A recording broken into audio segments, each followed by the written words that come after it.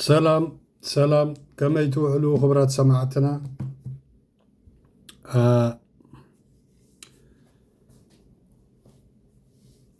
فدرال مانجستي أنصار تجراي وي أنصار ويا أنصار سبب سلطان تجراي تبقيشهم زلوا سمعهم وأنهم لهم عبد سلمتي ما يحس عز بهالكبابي وقع حكاية كم زقني بسطور جن عب عالم حجي بميدياتات زوعة وعد زلمبر درجة خسطروا يوم حاسيبهم نيرهم تمدم زي زقبر زول ناي سلمت وقع سلمت تجراي شرارو كسب كباب عدقشو تجرايو كاوني انت خيدهم جن مريت والك ايت سلازغور انت ام كجبرو كسيل كادر قداي كساب حجي فدرال كابت خباب تجراي يوصي دلو كابو والك ايت يوصن فدرال منجست وي منجست عبي كابت خباب يوصي دلو كابت خباب تجراي مالته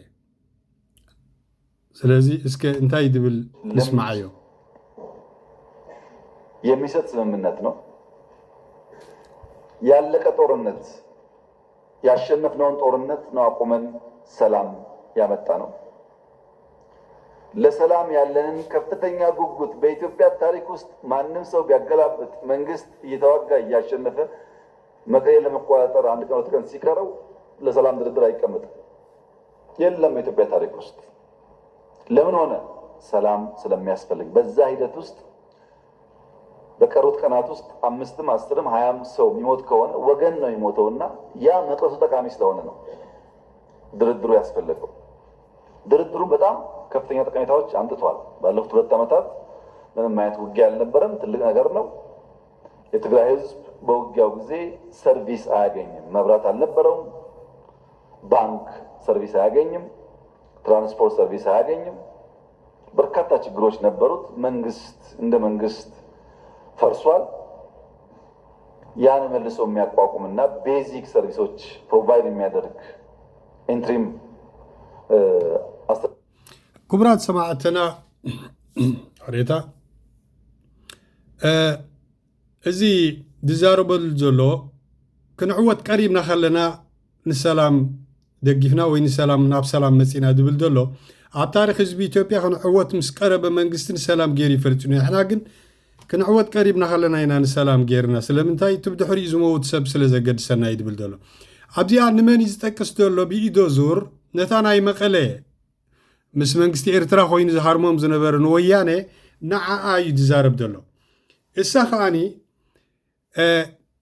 بإيكونومي تواتيرو منجستي ارترا إيكونومي زحقزون يرون هنياتو أصوار زيدي بحال صور ناي منجستي ارترا يتقم نيرنبر أصوار زبحال اي نبرن ويانه نايمولي إثيوبيا تقرنفا مقله حبيعتو سلز نبرت سلازي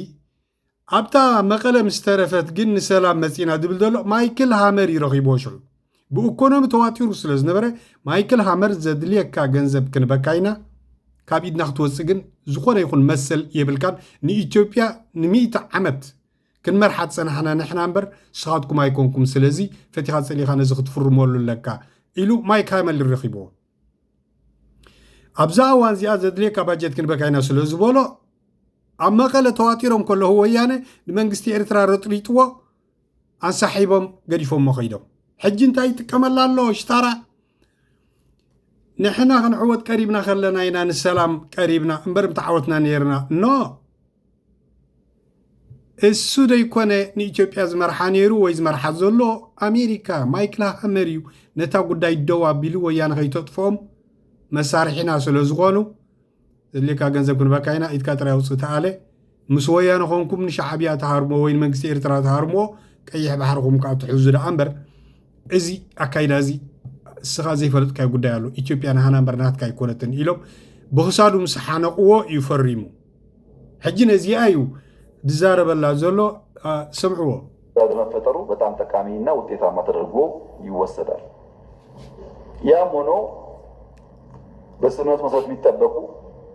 በበቂ ያልተፈጸሙ ጉዳዮች አሉ አንዱ ዲዲአር ነው የተወሰኑ ሙከራዎች ቢኖሩ ዲዲአር በተሟላ መንገድ አልተፈጸመም ዲዲአር አለመፈጸሙ ፕራይመሪሊ የሚጎዳው የትግራይ ህዝብ ነው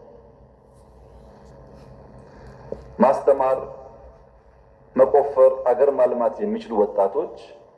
በወታደር ስም ተቀምጠው ለትግራይ ክልል የሚሄደውን በጀት እንዳለ ለቀለብ የሚያውሉት ከሆነ ትግራይ ውስጥ ልማት አይመጣም ማለት ነው።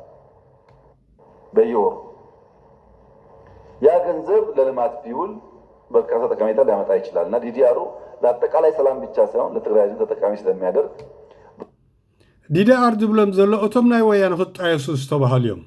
ሕጂ ኩሎም ብጉርሖም እዮም እዚ ኣብ ኢሉ ክጭብጣ ደልዩ ነይሩ ወያነ ምክንያቱ ታረኝነት ኦሮሞ ናብ ስልጣን ምምፃእ ስለ ዝኾነ ንወያነ ጥሕን ቢልን ሰበ ስልጣን ትግራይ ስልጣኑ ንክጭብጥ እዚ ደይበሃል ባጀት ሂብዎም ወያነ ካቲ ባጀት መጣየሱ ደይኮነ ኣብ ሰራዊታ ከመይ ጌራ ተሃንፀሉ ንሰራዊታ ከመይ ጌራ ጥቀመሉ ዝተረፈኻኒ ሰበ ስልጣን ወያነ ኣብ መያሚዲ ዋላ ኣብ ዱባይ ገዛ ከመይ ጌሮም ዝሰርሕሉ እዮም ተጠቂሞምሉ መሳኪን መንእሰያት ትግራይ ዲአር ተባሂሎም ኣይተጣየሱ ገለ ኣብ ቪድዮ ንመርኣይ ዘይረብሑ ሓደ 50 ድማ ዓርፍ ኣጣይሱ ክኸውን ይኽእል ተዘይኮይኑ ተሓቂ ካሊእ እዩ እዚ ሙሉእ ትዘባሆም እዩ በተሟላ መንገድ መፈጸም ይኖርበታል። የተፈናቀሉ በሚመለከት በራያ እና በጸለምት ጥሩ ስራ ተሰርቷል። በወልቃይት አካባቢ የተጀመሩ ጉዳዮች በተፈለገው ደረጃ አልሄዱም። አሁን በእኛ በኩል ማስተላለፍ የምንፈልገው መልእክት የፌዴራል መንግስት ከነገ ጀምሮም ቢሆን የተፈናቀሉ ሰዎች ለመመለስ ዝግጁ ነው። በዚያ ሳይድ በቂ ትብብር ከተደረገልን ፍላጎታችን ዜጎች ወደ ቄ መንደራቸው ሄደው መንግስቲ ድልውዩ ንተፈናቀሉስ ነናብ መሬቶም ክመልሶም እዚ ግን ምትሕብባር ተተገይርልና ይድብል ዘሎ ንሕና ድበልናዮ እንተተገይሩ በመን ብፋኖ ብወያነ ብሸኔ ብካልኦትን ማለት እዩ ትበሃላ ክርድኦ ዘለና ንሱ ናብ ነበርዎ ክምለሱ ድብል ዘሎ ብሓንቲ ኢትዮጵያ ስነ ሓሳቢ እዚ ግን ብኡ ይኮነን ክፍታሕ ወያነ ቀደም ዘባላሸዎ መሬት ዋልቃይት መሬት ትግራይ እዩ ዋልቆቶ ተጋሪኹም ኢሎም ብሓይሊ ሓኒቆም ተጋሩ ገይሮሞም ከምዚ ኢትዮጵያ ንዓና ኤርትራውያን ኢትዮጵያውያን ይኹም ኢሎም ባሕርና ክወስዱ ዝሓነቁና ወያነ ካቲ ናይ ቀደም ፌክ ዝኾነ ስራሕ ናይ ሃይለ ስላሴ ናውትያ ትጥቀም ነይራ እምበር ዋልቆቶት ርእሶም ዝኻሉ ህዝቢ እዮም ዋልቃይት ሰገዴ ዝበሃልካ ርእሱ ዝኻለ ክልል ናይ ዋልቆቶት ናይ ወልቃይት ህዝቢ እዩ ክንፈልጦ ዘለና ተሓቂ ማለት እየ ትግራይ ምስ ዋልቆቶት ዝፈላለዮም ዶብ ተከዘይ ወይ ከዓ ክሳብ ዓዲ ጎሽ ከባቢ እዩ ካብኡ ንንዮ ንምዕራብ ዘሎ መሬት ዋልቃይት ፀገዴ ናይ ዋልቆቶት እዩ ካብኡ ንምብራቃዊ ወይ ደቡባዊ ምብራቅ ዘሎ ካብ ሙሉእ ትግራይ እዩ ማለት እዩ ሕጂ እንተዳ ክንመልሶም ኢና ኢሉ ንምንታይ ጅሆ ሒዝዋ ዘሎ ዋልቃይት መዋጊ ክትኮኑ ምስ ህዝቢ ትግራይ ምስ ተጋሩ ምክንያቱ ተጋሩ ኣይተቐበልዎና ኣብይ ነታ ኢትዮጵያ እውን ኣይደልይዋን እዮም ዘለዉ ተጋሩ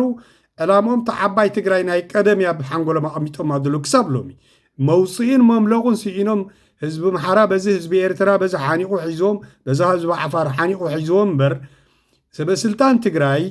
ኣብ ሓንጎሎም ዘላ ተዓባይ ትግራይ ዋልቃይት ዘለዋ ክሳብ ኣላማጣ ራያ ሃብታም መሬት ዘለዋ በራሕለ መሬት ዓፋር ዘለዋ ቀይሕ ባሕሪ ናይ ኤርትራ ዘለዋ ዓባይ ትግራይ ኣብ ሕልሞም እያ ደላ ዘይናትካ ምብላዕ ከኣኒ አማራ ሲተርቱ የሰው የሚፈልግ የራሱ ያጣል ባል ዘይናትካ ትደል እንተዳ ኾንካ ናትካ ካትስእን ኢኻ ምክንያቱ ቶም ህዝቢ ትሚሎም ኣይርእዩ ኻንዮም እዚ ቅድሚ ሕጂ ተዛሪብና ኣለና ኣብ ባህሉ ግን እዚ እንታይ እዩ ንዋልቆቶትን ፋኖን ንኸባእስ ንወያነን ንሰበስልጣን ትግራይን ንፋኖን ንኸባእስ ዋልቃይት ሒዝዎ ኣለኹም ጆ ሒዝዎ መባእስ መሬት እዩ ስምዕዎ መዶ ህይወታቸውን እንዲመሩ ነው ያ እንዳይሆን እያደረገ ያለው ሂዩማኒቲ እና ፖለቲክስ በጣም ተቀላቅሎ ነው በተፈናቀሉ ሰዎች ላይ የሚሰራ ፖለቲካ ጉዳት አለው እነዚህን ከፖለቲካ ነጥለን እንደ ሰው ዜጎች ናቸው የሚጎዱ ብለን በትብብር መንፈስ ወደ ነበሩበት ቢመለሱ ኢትዮጵያ በጣም ሰፊ ቦታ ስላላት አሳሳቢ አይደለም ከዚያ በኋላ የሚከተሉ ጉዳዮች ደግሞ በድርድር በውይይት እንዲፈጸሙ ማድረግ ይቻላል ባለፉት 2 ዓመታት በፕሬዝዳንት ጌታቸው ጻድቃን ገብረትንሳኤ የሚመራው አድሚኒስትሬሽን 2 ዓመት ተጨማሪ ጦርነት እንዳይፈጠር 2 ዓመት ያሉ ጥያቄዎች በንግግር እንዲመለሱ ከፍተኛ ጥረት አድርገዋል። ምንም እንኳን ቀድሞ በነበረው ውጊያ ብንወቅሳቸውም ላለፉት 2 ዓመታት በሰጡት አመራር ግን ማድነቅ ማመስገን እንፈልጋለን። ተጨማሪ ውጊያ እንዳይነሳ ሙከራ አድርገዋል። ጥሩ ነገር። ጻድቃን ባዕሉ ዝመረጾ አካል ስለ ዝኾነ ይደመስግኖ ዘሎ እስከ ብጀካዚ እሱ ዝዛረበሉ ዘሎ ኣብ ህይወቱ እሱን ብዛዕባ ህዝቢ ትግራይ እንታይ እዩ ዝዛረብ ገለገለ ክንሰምዖ غريتا ازيس كهن سمعوا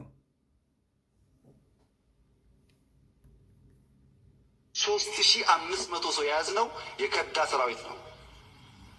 ከዚህ ውስጥ ከ2000 በላይ የአማራ ልዩ ኃይል ነው። ከአማራ ልዩ ኃይል ሰሚያሞ 3500 ከዲዑ ዝሓዝናዮ ልዩ ኃይል የአማራ ነው ይልዎ ሰልጥኖ ታጥቆ የከዳ ብሎ ፋኖ ከየት የመጣ ነው? አማራማ ሰልጥኖ ባለ በሌላ ሀብቱ አስታጥቆ ጠብቀኝ አለው። ጠብቀኝ ካለው ቦታ ጠፍቶ የሰፈር አለቃ ሆኖ ክላሽ እየተኮሰ ህዝብ የሚያምስ ሰው ለምን ህግ ተከበለ ማለት ጥሩ አይደለም። 3500 እዚ ነቲ ንፋኖ እዩ ባዕሉ አቢ ዝዕልሞም ዝነበረ ምስ ዕጥቆም ምብረቶም ናብ ፋኖ ኸይዶም ዓጢቆም ንዖም ህዝቢ ዘሳቂዩ ህዝቢ ዘባሳብሱ ድብሎም ዝነበረ ፈልጡ ካልእ እዚ ኣብ ጸለምቲ ዝቐነየ ኩናት ገለ ኸነሪኦኩም ካብኡ ጸለምቲ ዝቐነየ ጉያ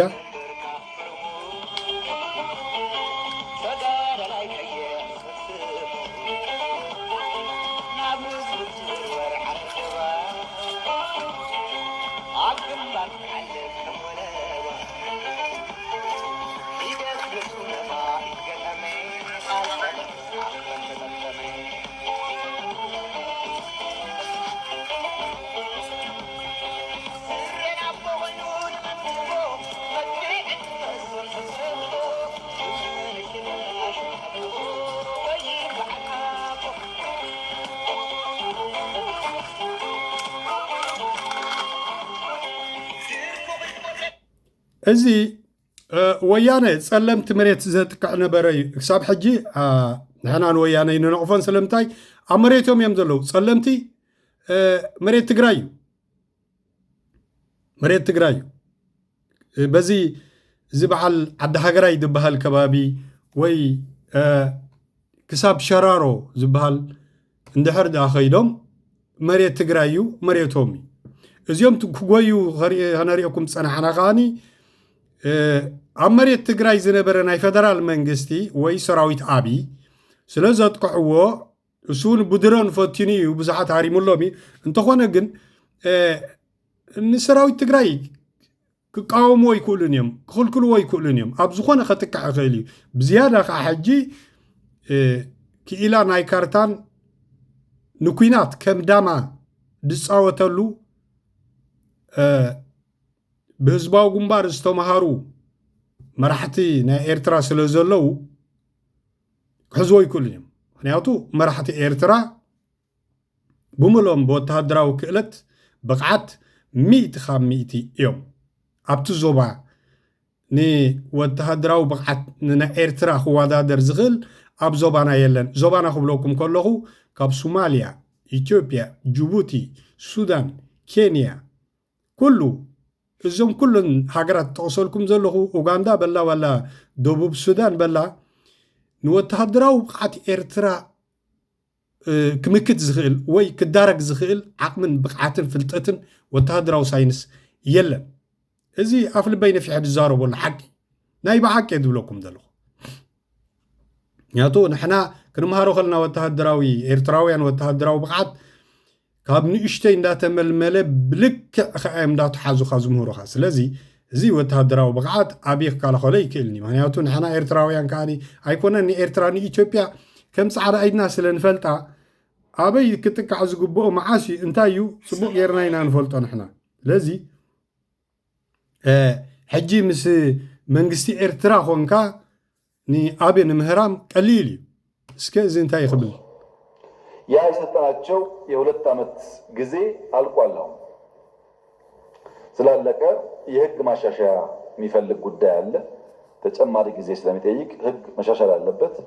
ህግ ሲሻሻል ደግሞ እስካሁን የነበረው አፈጻጸም መገምገም አለበት። ተገምግሞ መጠነኛ ለውጥ ተደርጎ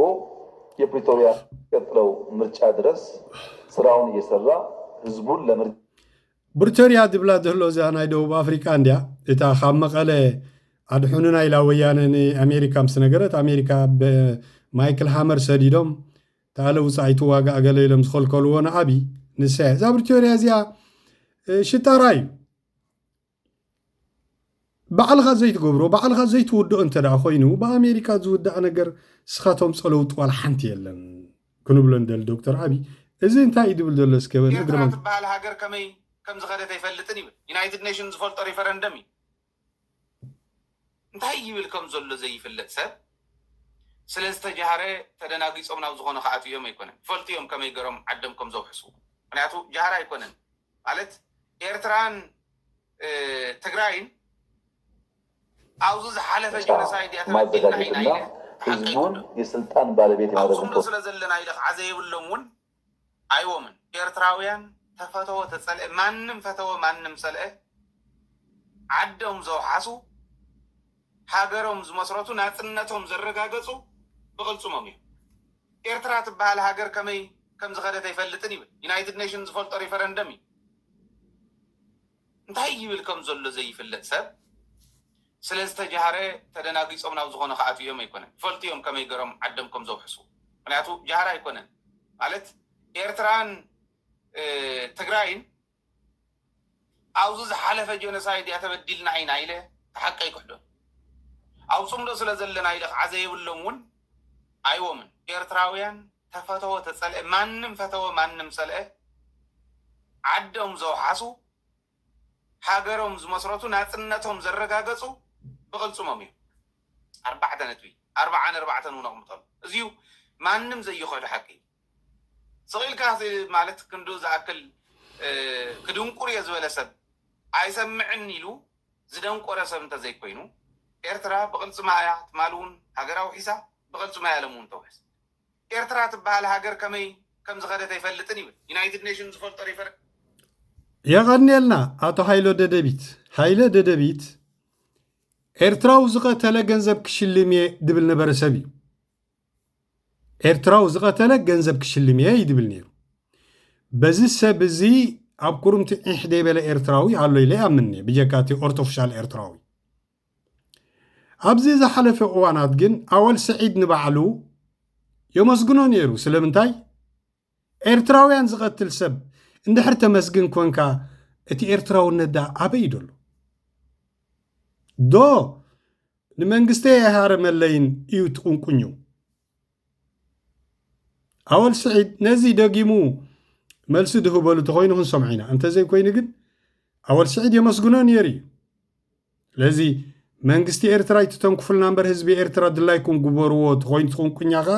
ንሕና ቀሲልና ኢና ንሰምዖ ማለት እዩ እዚ ሰብ እዚ ግን የመስግኖ ነይሩ ኣወል ስዒድ ዝምስገን ሰብ ኣይኮነን ዋላ ሓንቲ ዝምስገን የብሉ ገለ የብሉ ሰብ እዚ ሕማቕ ተግባር ሕማቕ እዩ ካልእ ናይ ጀዋር ዝበሃል ኢትዮጵያዊ ናይ ኦሮሞ ተወላጅ ትፈልጥዎ ኢኹም አሰብ ለሁለቱም ሀገራት ጠቃሚ ነው ወሳኝ ነው ለኤርትራ ካላት የተፈጥሮ ሀብት ውስጥ አንዱና ትልቁ የባህር በሯ ከዚህ ውስጥ አሰብ ያስፈልጋቸዋል እንዴት ለኢኮኖሚ ግመል መጠጫ ሆነ ደረቀ እያልን የምናጣጥለው ነገር የተራ የሰፈር ውስጥ ቆሽ ለማሳረር ለመፎጋገሪያ አንዱን ለማብገኛ ለማናደጃ ካልሆነ በስተቀር ለገንቢ አይደለም። ኤርትራ ብዙ ሪሶርስ ያላት ሀገር አይደለችም። ስለዚህ ያስፈልጋታል። ለእኛም ደግሞ ለኢትዮጵያም ደግሞ ይሄ ወደብ ያስፈልጋል። አንደኛ ካሉ ወደቦች ሁሉ ኮንቪኒየንት የሆነ ነው። ሁለተኛ ሂስቶሪካል የሆነ በኢትዮጵያ ሂስቶሪካል ሜሞሪ ውስጥ ቦታ ያለው ወደብ ነው። ስለዚህ ማድረግ ያለብን እነዚህ የወደብ ጉዳይ እንካሰላንቲያ የተራ የመበሻሸቅ በጉልበት ወስድብሃለሁ አይ አትጠቀማትም የሚል ሳይሆን ሰከን ያለ ውይይት ያስፈልጋል። ይህ ደግሞ ብሮደር በሆነ በሁለቱ የሀገራት ግንኙነት ያላለቀ ፍቺ ብየዋለሁ። ከዚህ ቤት የሁለቱ ሀገራት ግንኙነት ያላለቀ ፍቺ ከምቲ አይኪው ናቶም እዮም ዝዛረቡ ዘለዉ እንታይ ኾኑ ብሎም ጀዋህር ትፈልጥዎም ቀድሚ ሕጂ ፀረ ክርስትና ዝነበረ ሰብ እዩ ንክርስቲያን ክሳዶም ኢና ንበትኮም ነርና ህዝቢ ኦሮሞ የሕፊርኩምና ኢኹም ኣስላም ከለኹም ብህዝቢ ኬንያ ሓፊርና ብህዝቢ ሱማል ሓፊርና ኢሉ ድላገፅ ዝነበረ ሰብ እዩ ሎሚ ግን ደሓን መስል ኣሎ በቲ ሓደ ከዓኒ ኤርትራ ፀጋ ዝበሃል ሃብቲ ዝበሃል ነገር የብላን እዩ ዝብል ዘሎ ብጀካ ባሕሪ ዕሽነት እዩ ክንደይ ህዝቢ ኤርትራ دحر حزب إرترا مع كورة تقديد سريو بمع كورة تقديد خلا كرباتا غير زخيد حزبي يكونن چامان أجرو چاما دايرة خبا خلا كرباتا غير زخيد حزبي يكونن كنفلت زلنا زيد زارو بدلو وحداتنا إرتراويان ني إرتراويان كاتا إرترا أخاليتيا سلامي ناسينا سلام سبيلاو محدرا يلن سلامي ناسينا بس برني إثيوبيا حنت خمسة تجبرنا كاب كده ما برسنا عميتنا هنا إثيوبيا عندها تواجعنا كنبر عميتنا هنا أنت هيدا أوشتنا سلام يلن سبيلاو محدار يلن بقى حتى من محدار سبيلاو نجر يلن زين على خفينا إمبر سجاير ترى نحنا ذهاب نمنيو بوركي بمول وركي زغل وركي من قصير ترى من ده يهوب الله يجنزب أمريكا ده تبلغ خمنا إثيوبيا بليون دولارات نو بعلوز فحار وركي أتاو خابزبي قالن دا من زعيد نبرزله لذي سجى إرتراني إرتراويان أخوي اللي تعرف فسس جن فيل فسس جن زم حضره دلي أبي الله بعض حلول الدخان داول كادي يكونه زم حضره يدلي هو عجز زار بزلو بتحدى حاكيو بغلتين هاجرات سممع جيركاس كيحب عاري اسم كنت قوم نحن عندكم اسرع عيلنا عندنا جوهر نسيلنا هنا بس حاله في فيديو تاتي على أنا زارب نيري إثيوبيا 100 مليون تغفل ترى نيرا بجوبتي نحن حراي 6 مليون كنغفلك كنخلنا وي 7 مليون نغفلكم اتي 10 مليون كاني الكتريك تبنا كل ملو 5 مليون تغفلي نحن الكتريك كان نتكم سهم بخمزي ان كان حبان كنت كم خلينا السكون كات تقوم تخليهم إثيوبياوين كم زنا أبي أبهلا نايدون كوروجين إرترا نجرا ترخيبان حدا لما ناي تتقبلوا نحنا مريت والقايد كنبوكم حسب هابونا وين نحنا مريت عفار كنبوكم حسب كم دبها النجر يلن حجر نهزب تتخيب يتفلتنيا إنجرا أي نسبد تقوم رؤسهم أصرحوا تأيكوناتكم أصرحوا حجر يتشرمني هاجرمني هاجر وسيله سلام كنبر يزبل تخوينغا نريو حزب تميل زنبر حزب يكون ما غازبي إرترا لاكس يكون سلازي ننغرات مفلات اگدا سنت አለው አነ ተባህለ እንዳልካ ምዝራብ ደስ አይብለንኒ እቲ ኸውን ዝግብኦ ግን ክኸውን ካለው ባህላዬ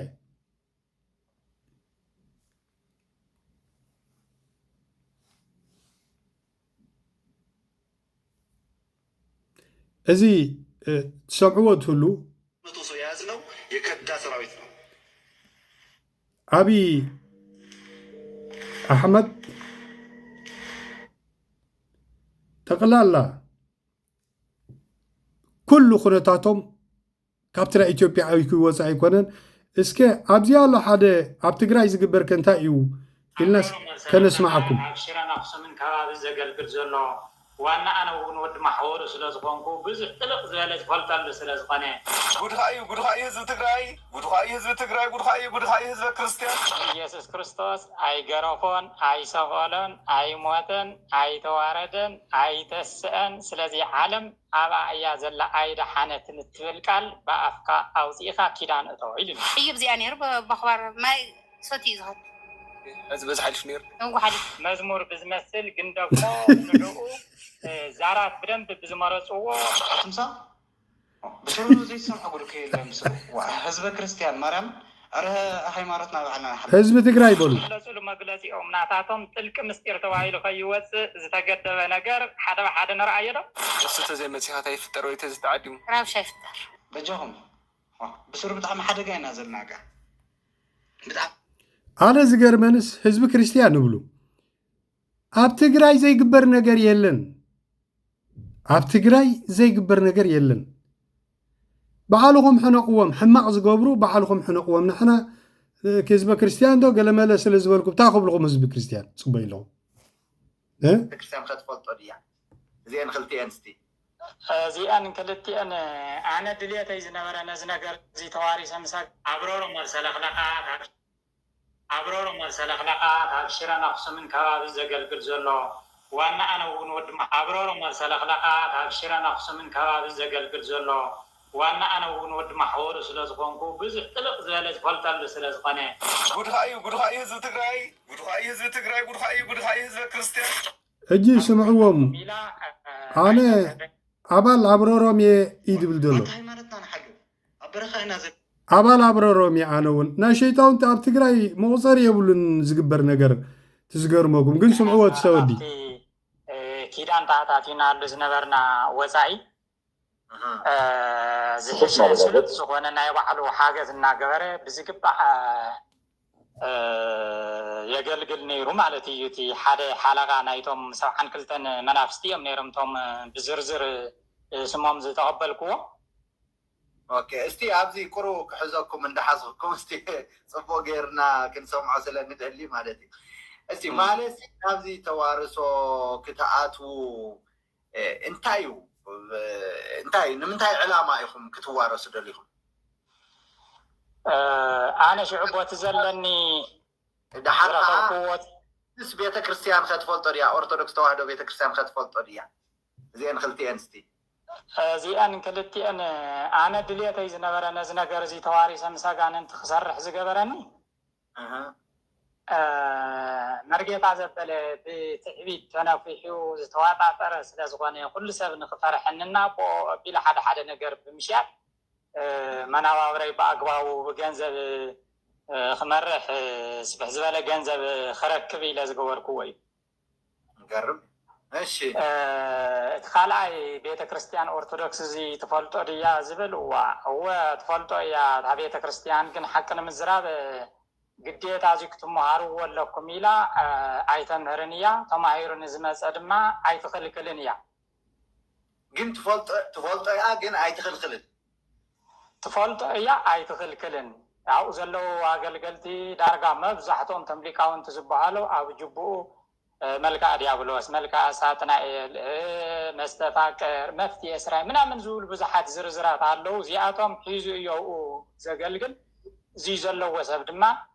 ተኸቢሩ ተፈሪሒ ዝነብር ኣነ እውን ከምኣቶም ሓደ ተኸቢረ ተፈሪሐ ክነብር ኣብ ማእኸል ዓደይ ስለ ዝደሊ እዚ ነገር እዚ ገይሮ እዮ ማለት እዩ ዘገርም እዩ ኦኬ ናብቲ ናሁ መላእክቲ ዝብል ንኽድ ሕጂ ናሁ መላእክቲ እንታይ እዩ እቲ ዘዋረሰኩም ኸ መን እዩ እቶም መምህር ድዮም ዘዋረሱኩም ዋላስ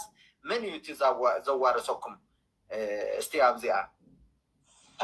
ዘዋረሰኒ መምህር ሓበሬታ ክውን ነቶም ናይ ቅኔ መምህረየ ነታ መንክር ዝተፈላለየ ነገራት ጠይቀዮም ነይረን ንሶም ቀስበል ደሓን እናበሉ ግዜ ወሲዶምለይ ዘንጊዖም ንክውን ኣይከኣሉን ኣነ ካብኡ ወፅየ ኣብ ካሊእ መርጌታ ኣብኡ ዝነበረ እየ ታብኡ እየተዋርስ ሕጂ ትሰምዕዎም ኣለኹም ክቡራት ሰማዕቲ ኣብ ትግራይ ዘይግበር ነገር የለን ምክንያቱ ሕጊ የለን መንግስቲ የለን ድሓር እቲ ከም ኣሲድ ድልብልቦም ዘሎ ዲሞክራሲ ድበሃል ደይፈልጥዎ ብኣፎም ጥራይ ዲሞክራሲ ድብልዎ ዲሞክራሲ ቀታሊ ድዩ መሓሪ መድሃኒት ድዩ ወይ ስሚ ኣይፈልጥዎን እዮም ዲሞክራሲ ክትፈልጦ ኣለካ መጀመርያ እንታይ ማለት እዩ ዲሞክራሲ ኣብ ዓለም ዝሰርሕ ዘሎ ዲሞክራሲ ንህዝቢ ዲሞክራሲ ኢልካ ትዕሽዎ መስኻ ድላይካ ትገብር ማለት እዩ እንድሕር ከምኡ ድልየት ሃልይኩም ትፈልጥዎ ኮንኩም ጥቀምሉ ኣለኹም ዝና ሸይጣውንቲ ከይተረፈ ማለት እዩ ስለዚ ክቡራት ሰማዕቲ ኣብ ትግራይ መዓት ፀገም ደይለ ፀገም እዩ ዘሎ እንደገና ኣብ ውሽጦም ዘሎ ፀገም ከምዚ ዓይነት ህዝቢ ደሳቂ ህዝቢ ዝቐትል ህዝቢ ዘጥፍእ ናይ ባህሊ እንከለዎም ንዑ ክንዘጥፉ ዘይ ባሕሮም ክወስዱ ዘይ መሬቶም ክወስዱ ዓባይ ትግራይ ክሰርሑ ህርዲ ግብሉ ይጠበቅበታል። ይህን ለማድረግ ፕሬዝዳንት ጌታቸው እና ምክትል ፕሬዝዳንት ታደሰ ወረደ እንዲሁም ጻድቃን ገብረትንሳኤ ጋር ልዩ ልዩ ውይይቶች ስናደርግ ቆይተን የተለያዩ ፕሮፖዛሎች ቀርበዋል። ከነሱ በተጨማሪ ከፓርቲዎች ጋር ከቲፒኤልኤፍም ከሌሎች ፓርቲዎች ጋር ንግግሮች እያደረግን ነው። ጌታቸው ድብሎ ደሎ ብቲ ብሪቶሪያ ኸይዲ መሪፆሞ ባዕሎም ማይክል ሃመር ዝመረፆ እዩ። ምክንያቱ ለፍላፍን ናብ ድጠወኻዮ ዝጥወ ቀላሲ ከም ብዕራይ ማሕረስ ቀላሲ ምዃኑ ስለ ዝፈልጥዎ እዮም። ጻድቃን ካብ ቀደሙ ሲአይኤ ኣሜሪካ እዩ ዋላ ብወያነ ከሎ ኣብኡ ዝነበረ ሰብ እዩ ዝብሎ ዘሎ። ታደሰ ወረደ ብስለት ዘለዎ ይመስለንን ኣነ ከምዚ ኸል ብጎረቤት ወስተይልካሉ ቁሩብ ዶላራት እንዳጎየ መፀካ ማለት ይሰልል ከምኡ ዓይነት ኮይኖም እዮም ንዑ ንሰለስቲኦም ይሒዝዎም ዘሎ እምበር ኣብ ታራኝነት ኦሮሞ ብኦሮሞ ትበሓት ዘላ ኢትዮጵያ ኣብኡ ምስ ተፀንበሩ ምክንያቱ እንድሕሪኢኹሞ ቀዳማይ ሚኒስተር ኦሮሞ ምክትሉ ኦሮሞ ታከለ ኡማ ኦሮሞ አዳነች አቢቢ ኦሮሞ አብዲሳ ስመልስ አብዲሳ ኦሮሞ እዚ ዲና ሞፍቲ ዝበሃል ኣብ ዝነልኩም እዚ እዝን ባዕሉ ኦሮሞ ዲና ሞፍቲ ዶ ገለብልዎ ናይ ሓሰድ ዲና ሞፍቲ ከምዚኣቶም ዓይነት ሰባት ያ ኢትዮጵያ ትምራሕ ደላ ቆለውዕን ኣብ ዓናጅላን ወዲቓ ናልኩም ከምዚ ኢላ ትነብር ኣላ ኢትዮጵያ ማለት ኢትዮጵያ ዓባይ ሃገር እያ ባሕሪ ኣየድልያ ገሌ የድልያ መራሕት ራእሲ ኢና ደላ ጋሻችለን ለሚቀጥለው አንድ ዓመት መጠነኛ ማሻሻያ አድርገን ኢንትሪም አድሚኒስትሬሽን ይቀጥላል የሚል እምነት ነው በእኛ በኩል ያለው። ሲቀጥል ስለዚህ ንሶም ናናው ክንከይድ እንተለን ኣይ ታሕታይለ ሓደ ታብዚ ክሳዕ ክንዲዚ መዓልቲ ዝወሰደ ኩርኩር ከልቢ ማለት እዩ ኩርኩር ከልቢ ክስዋዕ ድዩ هو أنا ما سوعت ينسيتي تكيران زنع. أوكي. خلبي قرب. هو غالبيو. لك نسو ما سوعت قوين مسكرة برما بخلي عينة هي قلة القائلو حتى تنتلو توم أبكيدي أقول قلت نام سوء تسمع مينا خن كرن تلنا مستي أجانن حلقة مالتيو. ماشي. بخند عينت كم زقلت ممارس نيروان تنا عسى عسر تخلت ممارس هي ونتهم عسر تخلت خقلت اللهم زلوا على زوع هو مسيو نابزل هو كيرو زقلت اللو عسر تخلت كبرات سماعتنا هبس كدسي እግዚአብሔር ምስቶም ድወፅ ይውፃና እዚ ዋን ዝሙፀት ዓለም ኢና በፂሕና ዘለና ምልክት ሙፀት ዓለም ካትሪዎ ኣለኹም ኣብ ኢትዮጵያ ካብዚ ጅምር ደም ጠጠው ኣይበለን ደም ፈስሳሉ እዚ ኸዓኒ ንሸይጣን እዮም ዝግብሩ ካብ ቴክሳስ ይትመለኽቲ ብዓብዩ ወያነ ዝተቐበሎ ናይ ሸይጣን ተግባር ቀደም ትዝክርዎ ኢኹም ቴድሮስ ኣድሓኖም መለስ ዜናዊ ሓንቲ ጓል መንያ ዝፈረሙሉ ትፈልጥዎ ኢኹም እሱ ይኸዓ ዝኸይድ ዘሎ ንህልካ እዚ ኸዓ ንመስዋዕቲ ኩርኩር ሓሪድናን ህዝቢ ከምዚ ኢልና ነጋልፆም ዶ ገለ ናይ ሸይጣን ተግባራት ኩሉ እዚ ልክዕ ቴክሳስ ዝፃወተሉ ነገር እዮም ዝፃወቱ ዘለዉ መስኪናይ ህዝቢ ትግራይ ሓንቲ ዘይፈልጥ መስኪናይ ህዝቢ ኦሮሞ ሓንቲ ይፈልጥኒ መስኪናይ ህዝቢ ምሓራ ሓንቲ ይፈልጥኒ እንታይ ዳ እቶም ዶላር ዝቕበሉ ነቲ ሸይጣን ቅበልዎ ብምሎም ሕጂ ትሪኦ ኣለኹም ኢትዮጵያ ናይ ሸይጣን እያ ሓደ መዓልቲ ናይ ሓጢኣት እያ መቕፃዕቲ ከቢድ መቕፃዕቲ ክመፃ እዩ ኢትዮጵያ ምክንያቱ ቅድሚ ሕጂ ዝዓነዋ ብሓጢኣት መቕፃዕተን ድወሰደ ከም በዓል ብራዚል በለን ሱርያ በለን ኢራቅ በለን ነናተን መቕፃዕቲ ኣለዎን ህዝቢ ብጅምላ ጭፍጭፋን ሰብ ዘይረኣዮ ጎዳዊ ጉዲ እተን ሓው ዘንድዳ ዝነበራ እየን ዘን ሃገራት እዚአን ኢትዮጵያ ኻ መቕፃዕቲ ዓብ መቕፃዕቲ ካብ ፈጣሪ ክወርዳ ሓደ መዓልቲ እመኑ ይትእመኑ ኣነ ዛረባ ኣለኹ ብዛ ዩቲዩብ እዚኣ ሓደ መዓልቲ ከቢድ መቕፃዕቲ ክወርዳ ንኢትዮጵያ እዚ ኩሉ ትቕበሎ ዘላ ሸይጣናዊ ተግባራት ትቆዝፎ ዘላ ህዝቢ ኣብ ቤት ማእሰርቲ ሸኔ በቲ ሰብ ቀትል ወያነ በዚ ሰብ ትቀትል ብልፅግና በዚ ሰብ ይርሽን ይኣስር ቀትል በዚ ገንዘብ መሳኪን ህዝቢ ትዝርፍ ኣብ ሽሽቲ ሸይጣውን ትትገብር እንታይ ዘይገብሩ እዚኦም ክቡራት ሰማዕትና እስከ ደስተ ኢልኩም ሼር ላይክ ሳብስክራይብ ሓጉዝና ደስተ ዘይበለኩም ኳ ንዓኹም ምልከት ግን ንኩልኩም ኣብ ዘለኹም ዕድመን ጥዕና ንሃብኩም ትፀርፉና ትንኡዱና ተበግሱና ኩልኩም ዕድመን ጥዕና ንሃብኩም ምህላው ጥራይ ናሃልሞ ነገራት ቀስ ኢሉ ክርዳኣና እዩ ክንረዳዳ ኢና ካብ ሓደ ክንመፅእ ኢና ኣብ ዘለኹም ዕድመን ጥዕና ንሃብኩም ብሩኽ መዓልቲ ክቡራት ሰማዕትና